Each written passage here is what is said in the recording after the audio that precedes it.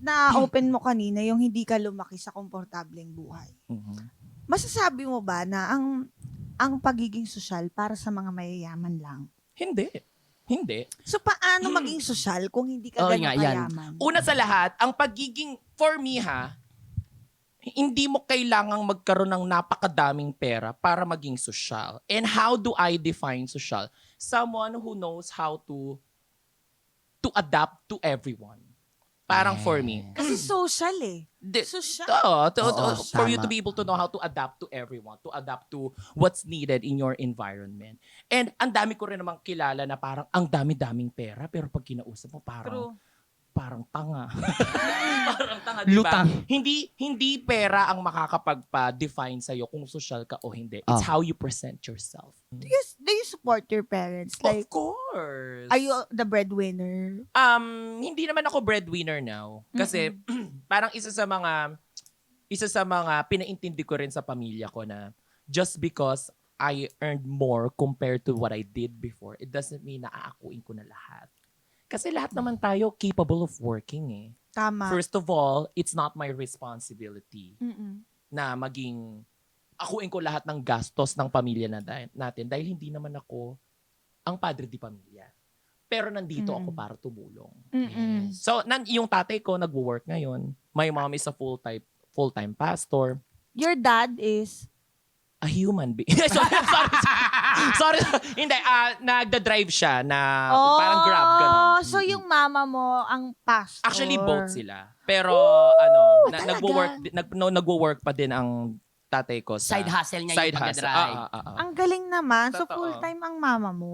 So, ayun, kumbaga parang pinaintindi ko sa kanila na just because I'm earning more, it doesn't mean na kukunin ko na lahat ng responsibilidad. Kasi Tama lahat naman din. tayo, kaya naman nating magtrabaho. Which I think is something na dapat intindihin din ng ibang pamilya. Oo. Kasi Dapat. marami ako naririnig na hirap na ako, ang hirap maging panganay, blah, blah, blah, blah, blah, blah. But have you set the boundary first? Oo. Baka naman kasi yan yung pinaintindi sa'yo ng magulang mo. I don't have anything against parents, ha? Yes, Pero yes. minsan kasi as a panganay, which I'm a panganay, parang may mga parts sa buhay ko na magiging breadwinner ako. Na parang yun yung parang naging Yun yung mindset ko. goal? Oh, which is not. Sabi ko, not. I'm not supposed to get all the responsibilities Hindi ka in this pinanganak family. para doon. How will I prepare for my future if I'm being focused on the things that I'm not responsible with in the first place? So nagkaroon kami ng maayos na usapan ng Ang pamilya ko. ganda. Nung nagtrabaho ako, kasi sabi ko, ako nang bahala dito sa mga kapatid ko. Yun yung Panganay ka din yun yung kasi. yun yung Ginawa ginawa mong ko. responsibilidad. Yun yung ginawa kong responsibilidad na ngayon tapos na silang dalawa. O, diba? Stop! Naiyak tuloy ako. Nakaka-proud naman. Yun nga eh. Tapos sabi ko, ayoko maranasan to. Kaya ayun, nagtrabaho na lang ako. Nakapasok ako sa call center. At saka yung nag-excel ka dun sa Yun nga craft mo doon. Kahit saan ka magpunta. Oo nga, totoo. Kasi iba yung tagal lakas mo ng din loob yan mo talaga Oo, at yung oo. drive mo. Wala Diba? eh. Parang inando talaga. Pinaghubog tayo ng hirap. Oo. Kumbaga masabi mo yung sarili mo is a goal catcher. Yes, it is. Oo. Mhm. Pero yung parents mo din talaga, I think malaking factor yung support nila sa faith mo. Sobra. Oo. Sobra. Which takes me to yung issue like these past few weeks, yung kay Alvin Aragon. Mhm. Yung mga thoughts niya, sentiments niya about the LGBTQIA plus community. Ito I'm not gonna talk about him. I'm just gonna talk about yours. my Oo, your story. thoughts. Yeah. So both of my parents are pastors, but I have never ever heard of them discriminating me because of my gender. All they say is, we keep on praying for you, anak. Ganon. Wala akong naririnig na kahit ano. Nandito lang kami kung kailangan. Actually, nung kagabi nga, ewan ko, sobrang close namin ng family ko. Para pag-pray mo naman ako, medyo nai-stress ako ng mga nakaraang araw. Ano ba yun? Tsaka na, parang tinatamad pa ako magkwento. Tapos nag-send siya ng voice message, pinagpe-pray niya ako. Yung mga ganong pang bagay. We're so open to each other. Parang, you can have your faith and I can be me without being discriminated. We can coexist naman. At saka hindi naman ako masamang tao. Yes. Just because I'm gay doesn't mean that I'm a bad person. Yung iba nga, straight.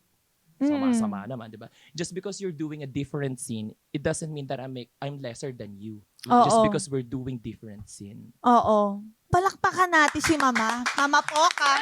Ay, thank you. Thank you so much for Nakakatuwa, no? Thank you so much for having me. Sobrang mahal ka namin. Sobrang grabe yung emotions. Parang uulul-ulul tayo parang kanina. tanga. Biglang maiiyak-iyak. Ayoko ng ganon. Ang sarap tuloy yung uminom. Pagod na pagod. Ay, Friday ngayon. Ay! Ang aga ng flight ko bukas! Friday ngayon.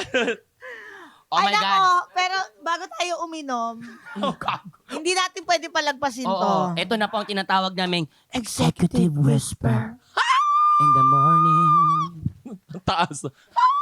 Ito, meron kaming question para sa iyo po. Ka. Tapos pwede mo sabihin live sa mic, pwede mo na magsabihin live sa mga tenga lang namin. Wala talaga makakaalam. Unang tanong para sa iyo. Ilan yan? Dalawa. Dalawa lang. Sa mga content creators na kilala mo, sino ang pinaka-fake? So, sasagutin ko or ibubulong ko Pwede na mong lang. sagutin, pwede mong ibulong. Teka, ang dami. Ay! Pinaka-fake? It's either sa or ibubulong ko. Oo. Ibubulong ko. Go lang.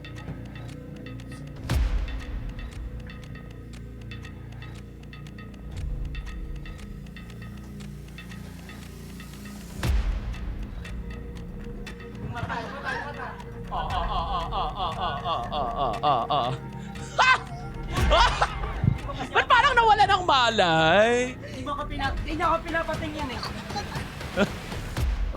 Oo, mabasa nila question yung mata number ko. 2. Question number 2. Question number 2. Baka maano nila yung mata ko. Ma-I read. Magkasama tayong tatlo ngayon sa isang table. Actually, Nakainom ka dalawa. na. Nakainom na. Ngayon, kung may isang content creator na lalapit sa atin, sino ang sasabihan mo ng cannot sit with us? I'm gonna go with Small Loud eh. Kasi social siya, kanal tayo eh. Madam, ibang table ka na lang. Oo. Doon ka sa ibang table, madam. Ma'am, Oo. nagiging mukhang dukha po kami, ma'am. Madam, nagmukha kaming tuhod. Masosyal pa yung mga yaya mo kaysa sa amin. Yung Nakakahiya. yayo niyo may Schengen visa. Oo, wala ako niyan. Ano ba yung Shenzhen? Ayun. Ang Okay, meron lang maganda. kami, Jeneline Mercado. Yeah, palakpakan natin, Mama Poca!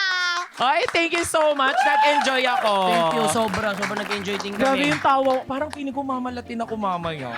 Promise. Hindi, isang alcohol lang yan. Friday night. Thank you sa iyo, Poca. Madam Chair, ito na po ba ang ating batas for the week? Ang butas natin for the week ay ang sosyalan law. Hindi masama ang magpakasosyal kung may budget ka naman at kapital. Oo. Ang masama ay kung pasosyal ka, pero nga ka naman pala. Ooh. Ayun lang. What do you have for me this week, Mr. Vice Chair, other than your dog? Ito na.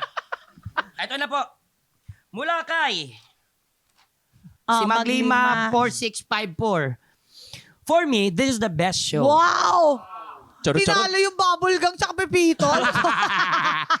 Charot-charot, kayo din yan eh. Diba pag ganyan? Diba Dami pag account nyo yan eh. Huwag kayong lolo-loko. Binge yan, di ba? Bin. Parang pabingin na yung ano ko. Binge Bingid! watch. Sorry, bingid ang sabihin ko sana eh. Balikan nyo na lang kami Binge-watch. pag tapos na kayo magbasa ng pangalan. Binge watching and listening ako every night shift. As in, nabubuhay dugo ko sa mga topics po ninyo. Sana next time, invite nyo rin po na nagpa-podcast na creator. Very fruitful ang 40 minutes for sure. Yeah. Kagaya ni Mama Poca. Totoo nga. Parang Okay, salamat. pwede na tayo sumobra 1.5 hour. Ang daming nagre-reklamo. Ang bilis naman, bitin. Actually. Bakit sige hindi nga. na natin ibongga ng 1.5? Actually. Pwede naman. Dahil Pwede dyan, naman. maraming salamat ulit, Mama Poca. Nag-enjoy ka ba talaga? Thank you. Thank you. Enjoy yourself. You enjoy yourselves too. Yeah. Aha, mga kayulol. Nako, maraming salamat din po sa inyong panunood at pakikinig sa amin. Lagi ninyong tandaan. Deserve mong tumawa! Deserve mong sumaya! Kaya mag-subscribe na sa Yulol dahil dito ang ating dami sa inyo. More tawa, more saya. Hearing a jerk. See you next Saturday. Yay! Thank you po.